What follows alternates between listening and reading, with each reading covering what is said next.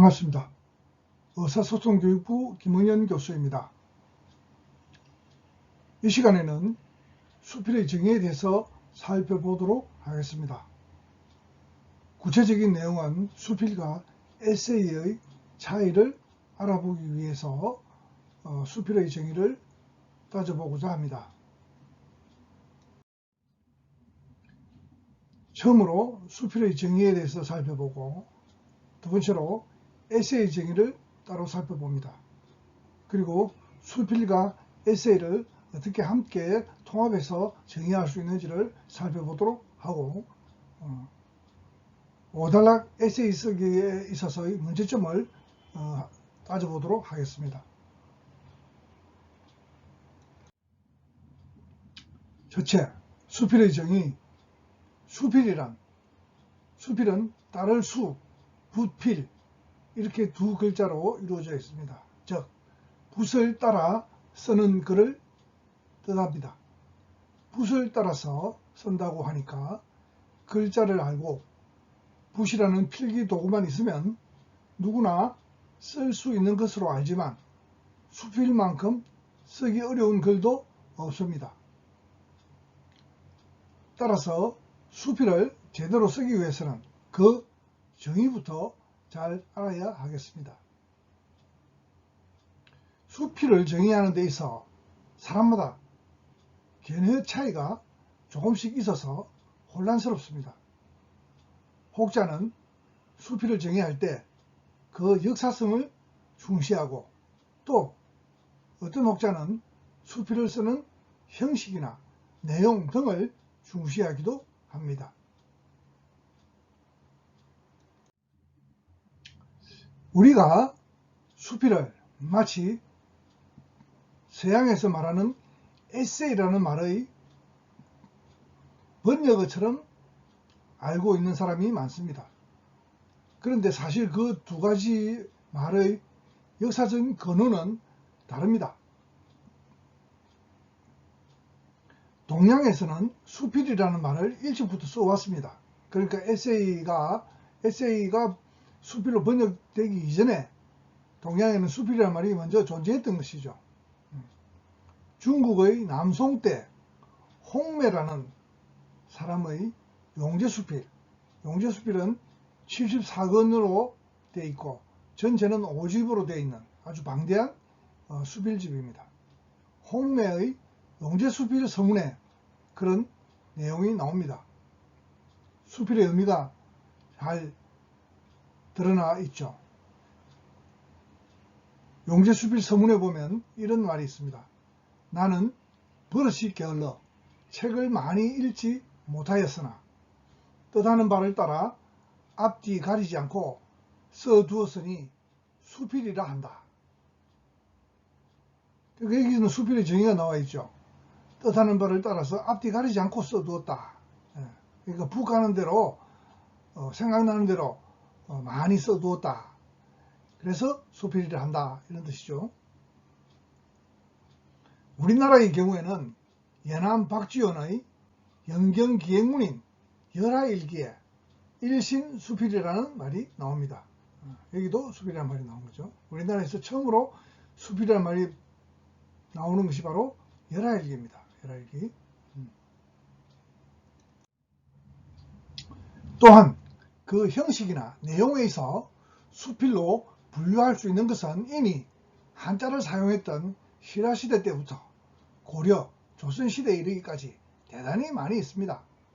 한자로 쓸 기자, 기록이라는 뜻이죠. 기록, 문, 들을 문자죠.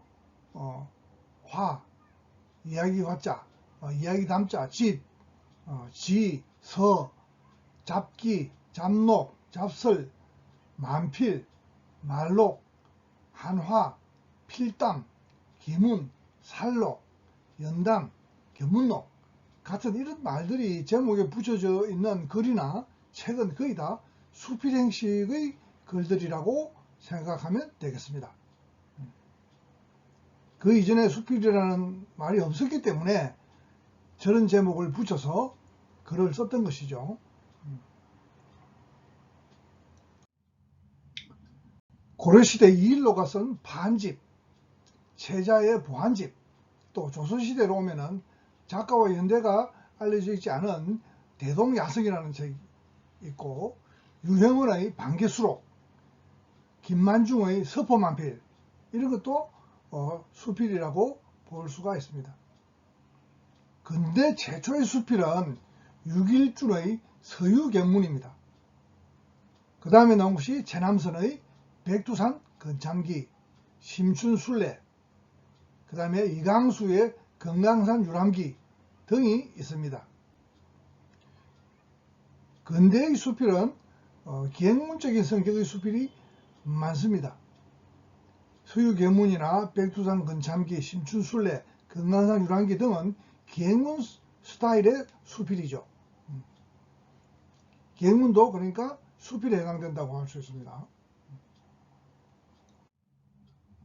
그 이후에 김진섭의 인생예찬, 생활인의 철학, 이항아의 이항아 수필집, 계영묵의 상아탑 등이 나오고, 또 유명한 수필가들이 많이 있죠. 조연현, 피천덕, 안병욱, 김영석, 김소훈 등의 등장으로 우리나라 수필문학은 종래의 기행문적인 성격을 벗어나서 인생 체험에서 우러나오는 다양한 수필이 되면서 문학의 한 장르로 뿌리를 내리게 됩니다. 자, 그러면 영어로 되어 있는 에세이의 정의를 살펴보도록 하겠습니다. 에세이라는 말은 프랑스어 에세에서 나오는 말인데, 프랑스어 에세라는 말은 시도, 실험이라는 뜻이고, 그 어원인 라틴어는 엑시게레인데, 엑시게레는 계량하다, 양을 측정하는 것을 말하죠. 음미하다, 맛을 보는 것이죠.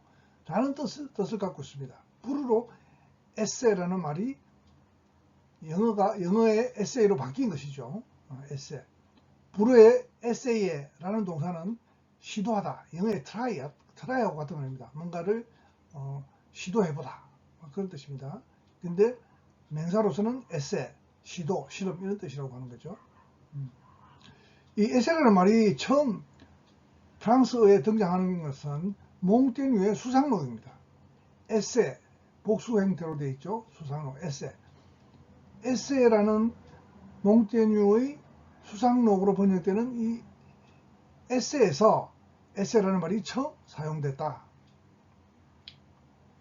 몽테뉴는 만년에 공직에서 물러나 한가로이 자신의 체험이나 신념을 담은 글들을 써 모아 책 이름을 수상록이라 붙였다. 뒤이어 영국의 베이컨도 수상록, 이건 영어죠. 에세이에서 붙은 거죠. 수상록을 간행했다.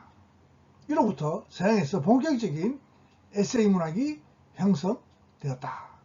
그러니까 에세이라는 영어는 프랑스어 에세에서 나온 말이고, 그것의 어원은 라틴어 엑시게레, 이런 뜻이라는 거죠.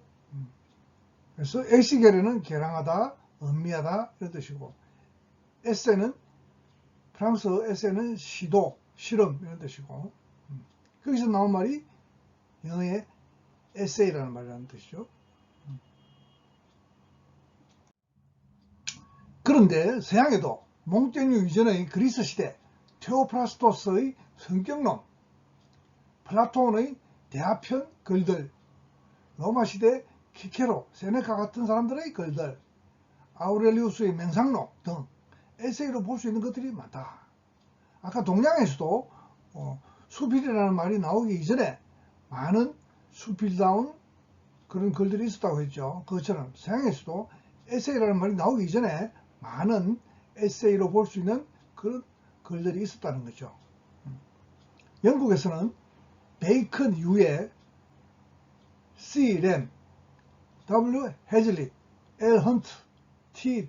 더킨시 등 뛰어난 작가들이 나왔다. 이 사람들은 에세이 작가들이죠. 특히 C. 램의 엘비아 수상록은 여유와 철학이 깃들어 있고 신변적, 개성적, 인생의 참된 모습이 묘사되어 있어서 영국적 유머와 애상이 드러난 것으로 평가받고 있다.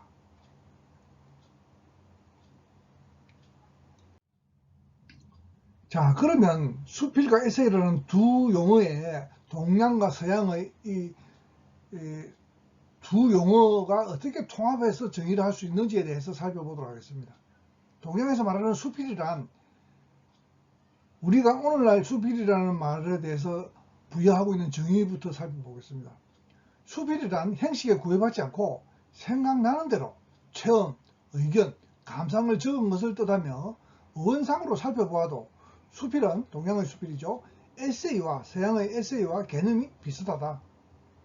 수필을 한 자유로운 마음의 산책, 불규칙하고 소화되지 않은 작품이라고 정의한 중국 남송 때의 홍매의 말과 동양에서 정의한 것이죠. 에세이를 규칙적이고 질서 잡힌 작문이 아니다 라고 정의한 S. 존슨, 또 관념이든지 기분, 정서 등에 상응하는 유행을 언어로 창조하려고 하는 무형식의 시도다 라고 정의한 M. 리드의 말이 그렇다. 그러니까 수필은 아주 자유로운 형식의 글이다. 뭐 이런 뜻은 동양의 수필의 정의나 서양의 에세이의 정의나 크게 다를 바가 없다. 뭐 이런 뜻이 되겠습니다. 따라서 수필, 에세이란 사전에 어떤 계획과 형식에 구애받지 않고 자기의 느낌, 기분, 정서 등을 표현하는 산문 양식의 장르다. 비교적 짧게 쓴 글이며 개인적이고 서정적인 특성을 가진 산문이다 라고 보는 것이 보편적 정의라 할 수 있다. 알겠죠? 그러니까 수필과 에세이라는 말은 오늘날 좀 복잡하게 쓰이는 부분도 있는데, 일단은 동양과 서양에서 처음으로 쓰일 때 그 의미가 이렇게 자유롭게 마음 가는 대로, 붓 가는 대로 그렇게 쓴 그런 글이다 라고 볼 수 있는 것이죠. 근데 여기서부터 이제 문제가 생기는 것이, 서양에서 학문이 분화된 때는 1800년 전후이다. 그 이전에는 그냥 철학밖에 없었죠. 서양에서는 철학, 박물학 이런 것이 있어가지고 그냥 학문이 한 가지밖에 없었습니다.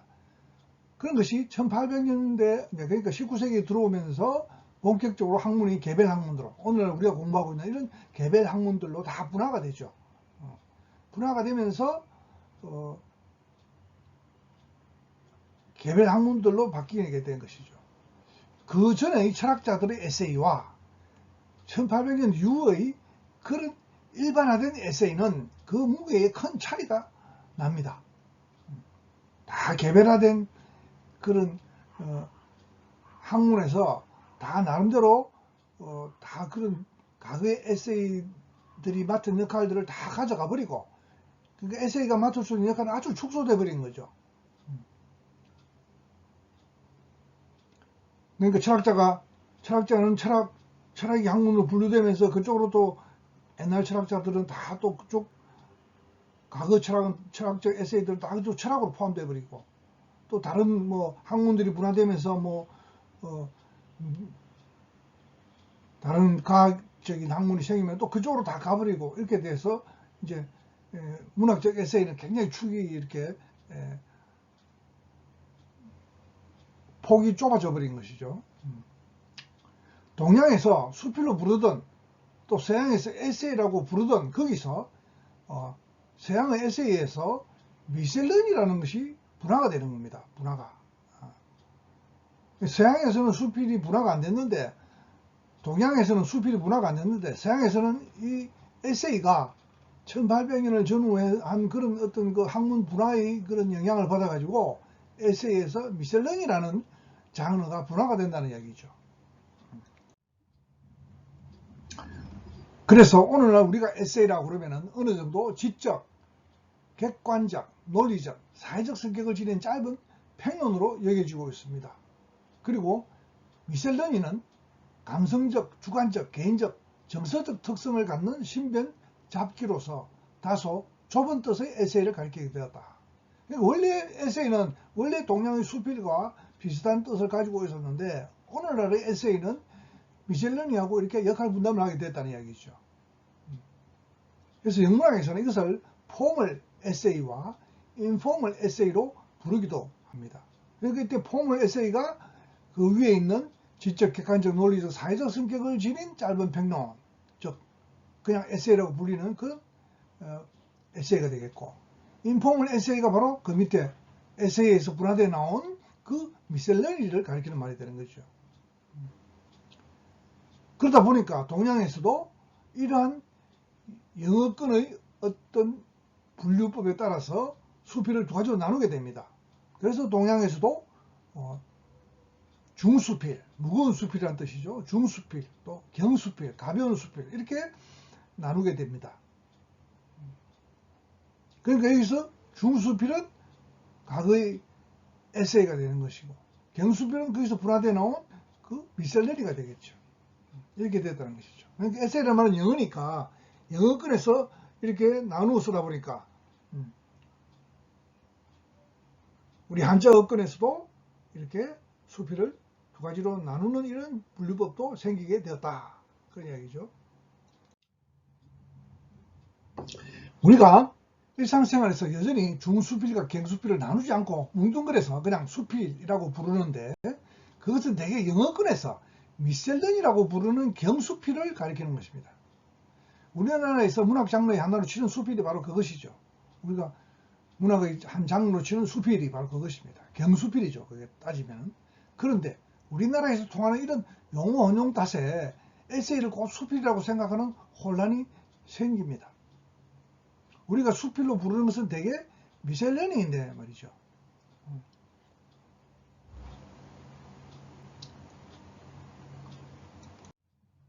경수필을 미셀러니라고 합니다.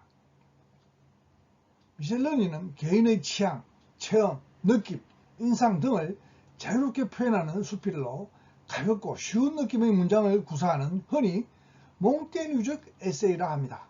몽테뉴. 수필이라는 말을, 에세이라는 말을 처음으로 쓴 사람이 몽테뉴라고 그랬죠. 몽테뉴 시절의 에세이가 바로 이렇게 미셀러니적인 속성을 가지고 있다. 그런 뜻이죠.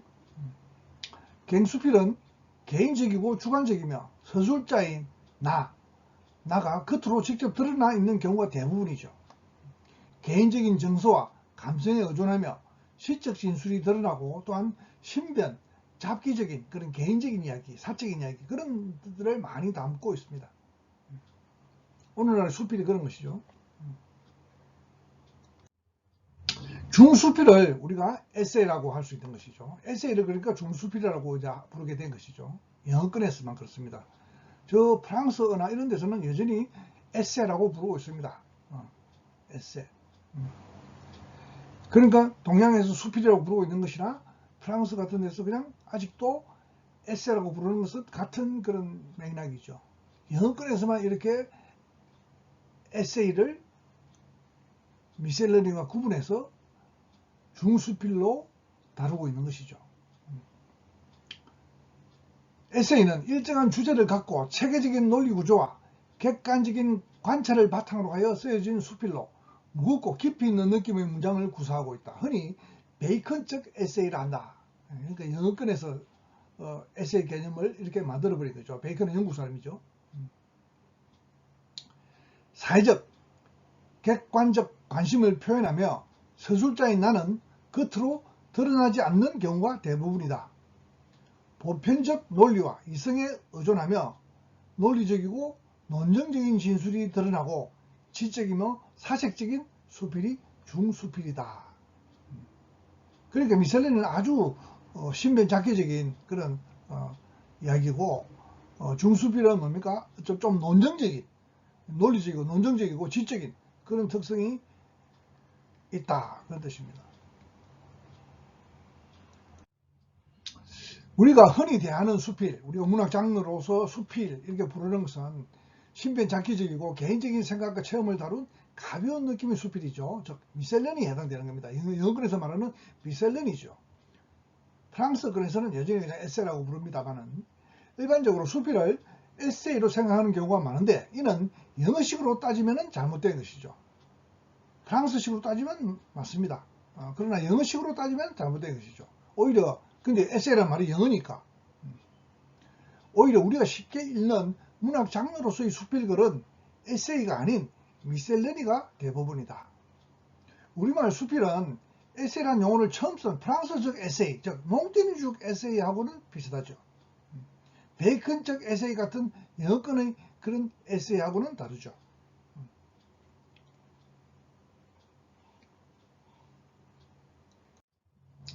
우리 창의 글쓰기 강좌의 오달락 에세이 쓰기라는 말을 쓰는데 여기도 에세이라는 말을 쓰기 때문에 그런데 우리가 창의 글쓰기 수업에서 하고 있는 이 오달락 에세이 쓰기 방법은 바로 미국에서 쓰는 글쓰기 방법입니다. 그러니까 영어권에서 쓰는 글쓰기이기 때문에 이것도 오달락 에세이의 에세이는 뭡니까? 중수필이 되는 거죠. 중수필.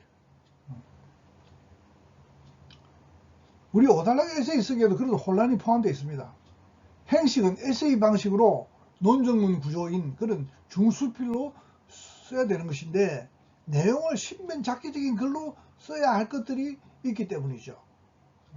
특히 우리 수업에서 과제로 주었던 내가 가장 빛나던 순간, 내 안의 슬픔, 내가 사랑하는 것들, 이런 것들은 우리 교재에서 이렇게 제시하고 있는 과제 제목들인데 이것들은 상당히 신변잡기적인 그런 내용을 써야 되는 것이죠. 그러니까 미셀레니적인 내용을 써야 되는데 행식은 오달락 에세이로 쓰게 되어 있단 말이죠. 이렇게 단락이 정해져 있고 에세이라고 부르는 것으로 쓰게 되어 있으니까 혼란이 있게 되어 있죠. 반면에 우리가 이제 후반부에 쓰게 되는 나와 사회에 대한 글들인 내가 본 우리 사회의 문제점들이나 내가 바라는 우리 사회의 모습들은 이거는 뭡니까? 상당히 논정적인 그런 이야기죠. 사적인 이야기가 아니고 공적이고 객관적인 이야기가 돼야 되니까. 그렇죠? 이런 것은 당연히 에세이로 쓰는 것이 맞습니다. 이런 것은 오달락 에세이로 쓰는 것이 어색하지가 않죠. 어울리죠. 그러나 내가 물론 뭐 나와 사회의 관계에도 내가 생각하는 내용을 적는 것입니다만은 그러나 내 개인 자신의 어떤 그런 사적인 이야기가 될 수밖에 없는 내가 가장 빛나던 순간이나 내 안의 슬픔, 내가 사랑하는 것들 이런 것 같은 것은 에세이로 쓰기에는 영어로 말하는 에세이로 쓰기에는 상당히 어울리지가 않죠. 그래서 이런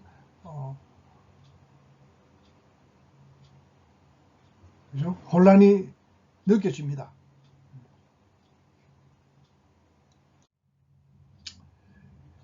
미셸린적인 그런 내용의 글을 쓸 때 각 단락의 소주제들을 모아서 써야 하는 그런 개요 작성이 쉽지 않았던 이유도 그 때문이죠.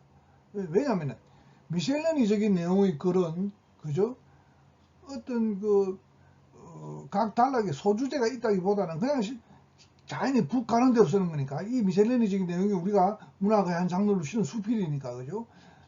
그냥 붓 가는 대로 쓰는 것이기 때문에 자연스럽게 이렇게 뭐 시간적인 순서로 이렇게 써 나간다든지 또는 마음속의 어떤 흐름의 그런 단계를 밟아서 쓴다든지 그런 것이기 때문에 각 단락마다 주제가 있다고 말하기는 좀 쉽지가 않죠. 그러니까 그런 미셸레니적인 내용의 그런 사적인 내용의 글을 쓸 때 각 단락의 소주제들이 만들어 넣기가 쉽지가 않죠. 그러니까 개요 작성이 쉽지 않는 거죠. 그래서 쉽지 않았던 이유도 그 때문이죠. 물론 에세이적인 내용을 글을 쓴다면 나와 사회의 관계에 대해서 쓴다면은 그런 무슨 에세이에 어울리는 글들이니까 각 단락의 소주제들을 모아 써야 하는 개요 작성이 아주 뚜렷하게 쓸 수가 있는 거죠. 그래서 전혀 어색함을 느낄 수가 없는 것이죠. 또한 미셀레니적인 내용을 에세이 형식에 담으려고 하다 보면은 그 미셀레니적인 내용이 다소 딱딱하게 느껴질 수밖에 없다. 왜냐하면은 이런 그냥 북하는 대로 자연스럽게 써야 될 것을 행식 속에 집어넣으려고 그러다 보면 그 행식 속에 또 억지로 집어넣고 보면은 그 글이 그 행식 때문에 딱딱하게 느껴질 수밖에 없는 것이죠. 그러나 그 나와 사회관계처럼 에세이적인 내용을 그런 논정적인 글들을 에세이 형식이 그렇게 담는 것은 지극히 자연스러운 것이죠. 에세이는 그러니까 어떤 오단락 글쓰기처럼 이렇게 오단락처럼 이렇게 형식이 정해져 있는 것에 에세이 형식의 글을 쓰는 것은 자연스럽죠. 그런 미셀러니적인 글은 뭡니까? 북하는 대로 쓰는 것이기 때문에 원래 그런 것을 형식 속에 넣는 것은 쉽지가 않고, 또 그렇게 형식 속에 넣어 놓으면은 딱딱하고 어색하고 그렇게 느껴질 수밖에 없습니다. 프랑스식 에세이는 우리가 말하는 수필과 큰 차이가 없는 셈이죠. 다만 영어권의 에세이는, 영어로 우리가 에세이라고 했을 때, 이게 물론 프랑스 말인 에세이에서 나온 말입니다만은 영어로 되어 있을 때는 이 에세이라는 말이 많이 뜻이 바뀌었다는 거죠. 영어권의 에세이는 오늘날 우리가 말하는 수필이 아닙니다. 영어권에서 말하는 미셀레니가 오늘날 우리가 말하는 수필에 해당되는 거죠. 전체적으로 보면 영어 에세이의 어원이 프랑스 에세이므로 에세이를 수필이라고 번역하는 것도 틀린 말은 아닙니다. 영어권에서만 우리가 오늘날 수필이라고 부르는 개응수필을 미셀런이라고 부르는다는 것만 알고 있으면 됩니다. 그래서 에세이를 수필로 번역하는 것도 크게 틀린 것은 아니죠. 근데 영어 에세이라는 단어 자체가 영어니까 이 에세이를 우리말로 더 정확하게 번역을 하겠다면 중수필로 번역하는 것이 맞습니다. 중수필. 미셀러니를 경수필로 번역하고, 그것이 우리가 일상적으로 말하는 수필이라는 것을 알면 되겠습니다. 자, 여기까지 오늘은 수필과 에세이의 정의에 대해서 살펴보고, 그 둘의 관계에서 프랑스어권과 영어권에서 사용하는 용법이 다르다는 것을 알아보았습니다. 여기에 더 궁금한 사항이 있으면 밴드의 질답 채팅을 이용하고 이 클래스 질문 답변 게시판을 이용해 주면 되겠습니다. 수고했습니다.